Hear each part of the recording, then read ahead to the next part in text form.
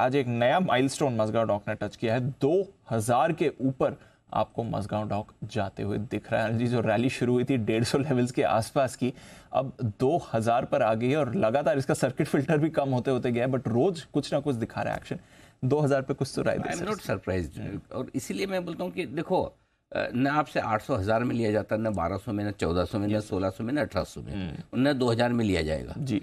अब ये institutional stock हो गया। यस, ये रिटेल के लिए स्टॉक रहा ही नहीं, और जिसने ले लिया और जो कुंडली मार के बैठा हुआ है उसी के पैसे बन रहे हैं। इसलिए मैं बार बार कह रहा हूँ कि सिर्फ ये मत सोचिए कि इतना बढ़ गया इसलिए बेच दें। राइट। और आपने जब 1600 में पूछा था तो मैंने एक ही चीज़ बोली थी, इस स्टॉक को इंस्टीट्यूशन के लिए खरीदने के लिए एक बहुत क्लियर कट एक ही रीजन है जी।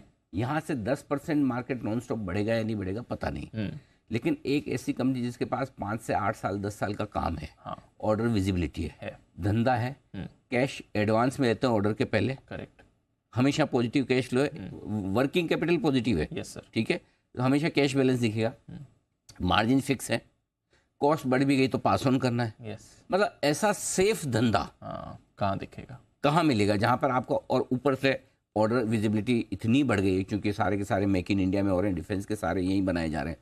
तो आई थिंक इससे यही वजह कि इंस्टीट्यूशन को ये पसंद आ रहे हैं कि लाइफ हाई पे अगर आपके पास पैसा आ रहा है आपको कुछ तो खरीदना पड़ेगा।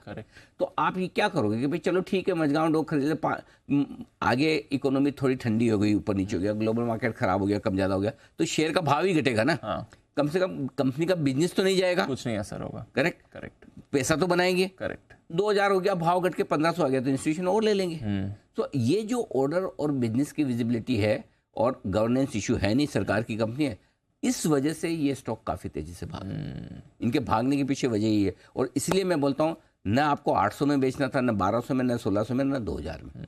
2000 में भी बेचना नहीं, इस बार तो यही तो चीज सीखें दी। ये पिछले 4 महीने से जो सबसे बड़ी लर्निंग है, जिसने जल्दी बेचा वो पछताया।